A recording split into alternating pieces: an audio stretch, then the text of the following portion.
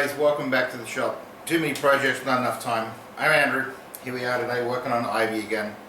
I got a little excited last night. We were watching Dangar's Stew there, and Steve from Vintage Restorations Australia doing their little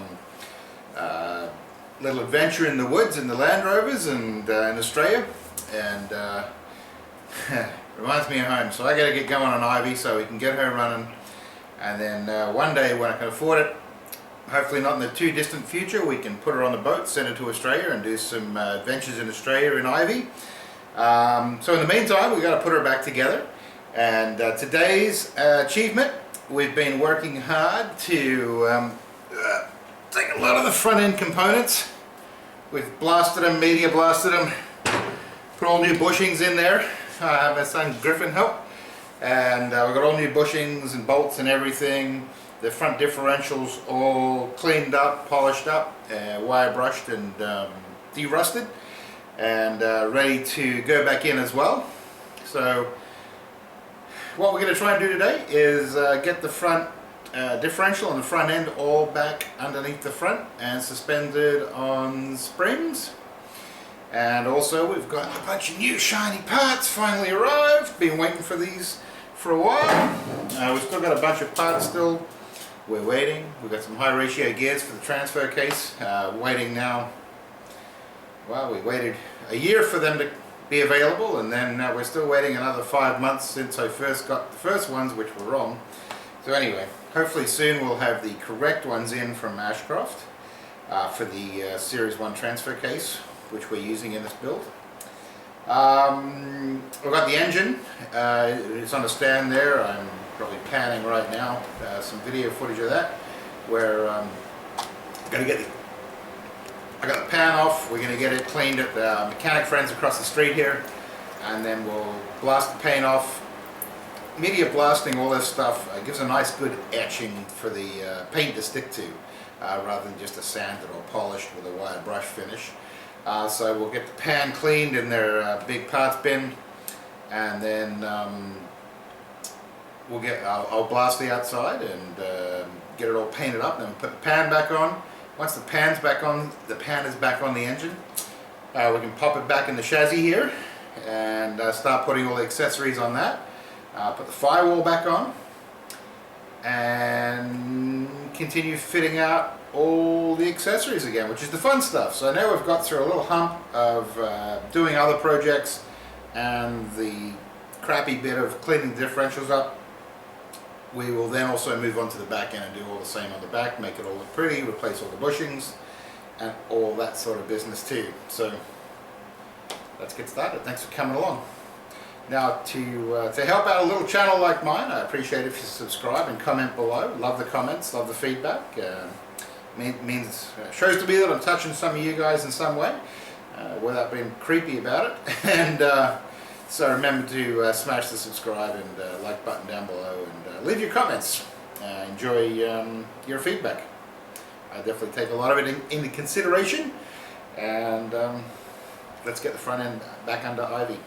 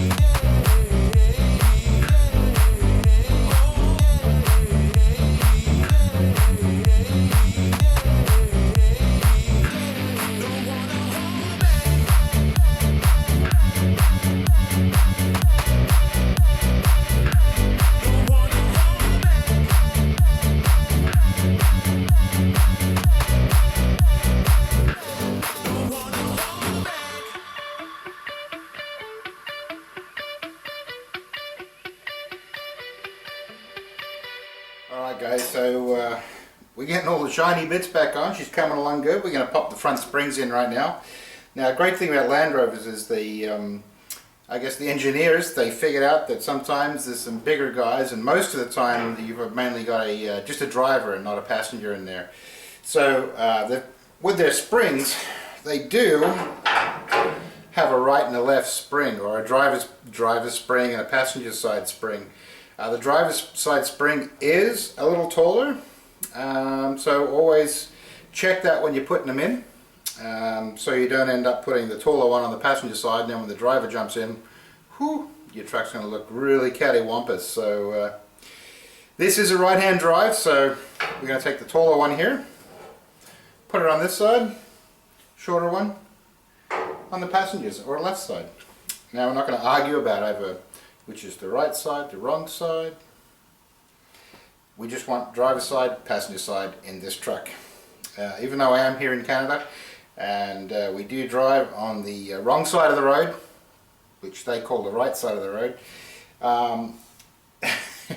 this is going to be a right-hand drive truck, because I do hope to take it to Australia and do some touring there, and it would just make it so much easier in Australia if it's already right-hand drive. Plus, here in Canada, it doesn't really matter if you're right or left-hand drive. And like in Australia, you don't have to here, actually you're not required to at all, have that big placard saying, at least in Australia, it'll be left-hand drive vehicle, and then you kind of stand out in the crowd and on the highway. So here in Canada, we can drive left-hand drive, or right-hand drive, sorry, drive right-hand drive without having a big placard on the back telling everyone we're right-hand drive. It's just normal. And I don't really have a problem which side of the road I drive on. Most people tend to get out of my way, even on the freeways. Haven't had a head-on yet, so I'm just kidding, guys. Alright, so let's get the springs in, and it's actually going together pretty well. Now, there is a chance I may need to pop these out when I get the engine, at least the pan back on the bottom, and then we drop the motor back in the truck. With this lift above me, I'm not sure if trying to remember when it came out if I had to remove the springs, because the engine lift doesn't go tall enough to get that big lump over the edge of the chassis. Deal with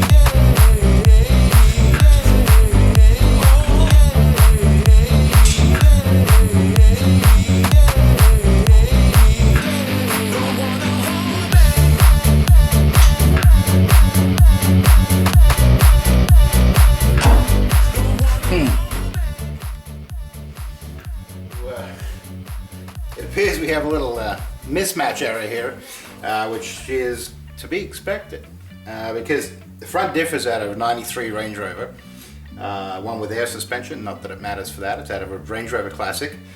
The steering box is out of a Defender, the bigger, heavier duty Defender steering box.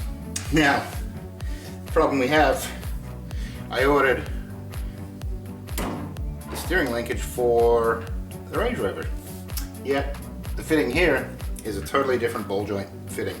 So I'm gonna have to order in the ball joint for this end to fit into here and make sure, in fact, just temporarily, can I get that in there with the a couple of threads, just as a temp. and I'll get that correct ball joint in that goes on here, and we'll get that sorted out. What next?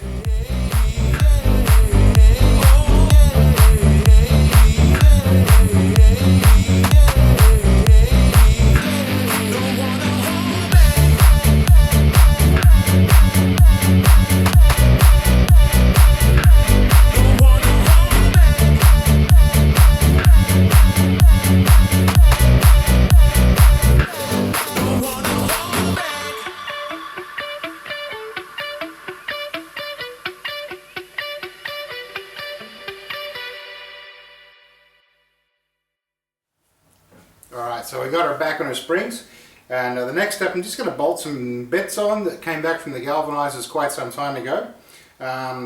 So this chassis was originally designed for a series body shell, but with the Range Rover running gear, or the V8 running gear and everything. So part of that design was to run the fenders and front end for the amount of room that needed to fit that under the hood. So in doing so, this was manufactured to have the V8 up where these engine mounts are, and then the Defender grille way at the very tip, as a Defender normally is. Now, because I want to keep the Series 1 look, and I want to keep that stepped in grille, we have to move the engine back a little bit.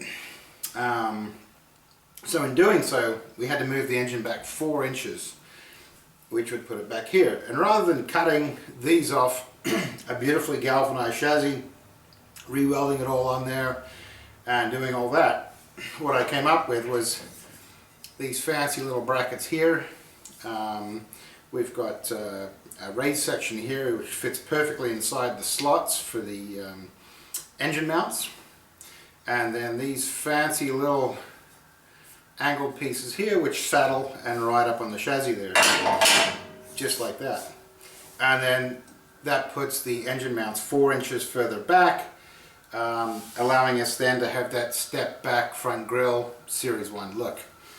And because the front differential is positioned way too far forwards for the standard front Series 1 fenders, we are going to have some custom fenders made up to look identical to Series 1 fenders, only they'll be, I think, nearly 6 inches longer, the same length as a Defender fender. As well, it will have the eyebrow, the shape for the eyebrows, because this truck will have eyebrows to cover the wheels. So custom fenders coming up in the future episode later in the spring, closer to the summer, of who is custom making those fenders for us. And that way we can still have the step in at the front. It's just, everything's going to be a little bit longer, just like way back, if you go way back in the series, when I modified the hood. I modified a Series 2A hood, which is longer than a Series 1, but I modified the curves on the outer edges to match the Series 1 front grille, breakfast panel, whatever you want to call it, versus the Series 2. So that way it looks like a Series 1, but it's actually about 2.5, 3 inches longer in the hood. And that gives us inches more, which is a ton more room under the hood for that V8 while keeping the full Series 1 look. Alright, so we got these left and right. Let's get them bolted in and keep bolting stuff on. This is starting to look really cool. Now I do also realize that underneath the tops of these shock towers, shock towers slash springs, that there is a ring that goes up from underneath here, which is held in by the springs and then bolted down by the shock towers. I realize they're going to go in as well. They're super easy to put back in. I just lift the front end up, slip them in. But I didn't put them in right now because I've got a feeling I'm going to have to pop these springs out to drop the front end lower so I can get the engine in. And then when I lift it back up to put the springs back in, I'll put all that stuff in then. Because we are actually starting to finally bolt stuff on permanently here. It's super cool, super exciting. Alright, let's get these bolted up.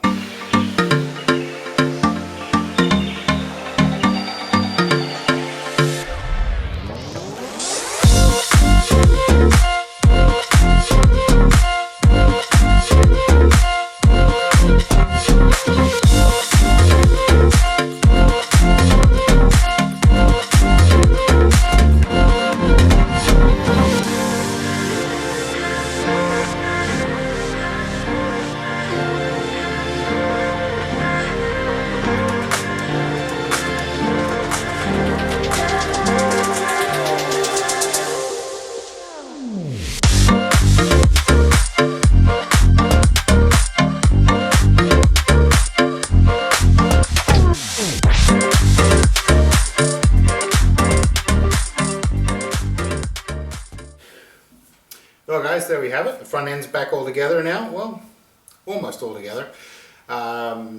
We are going to be running these shock towers here with the shocks mounted forwards, because this differential is out of the 93 with the air suspension, so the shocks are remotely mounted outside of the springs, because it normally would have the air springs on there, which the shocks didn't mount inside them. So, but we also now have the option of running dual shocks in the front as well. Alright, so thanks for taking the time, hanging out with me for a while. We're getting back on track just a little bit here before we get busy with the summer, but I do plan to have it all on suspension again and back to the fun stuff, at least the fun stuff for me. And I do have to order a bunch of M10 bolts, because we are trying to do as much in metric as we can. So I do have to order a bunch of bolts in. Thanks for coming along. Remember to like and subscribe, that really helps, and comment below, which I'd mentioned before I think, but appreciate it guys. Have a good one, and we'll see you on the next video.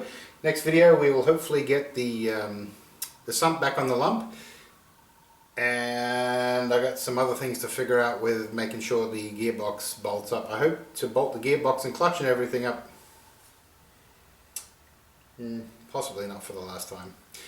At least get it back in for now, as much bolted up and as much in place as we can, and then probably come out once more when we do the transfer case build with the high ratio gears from the UK. So stay safe, have a great week, see you next time.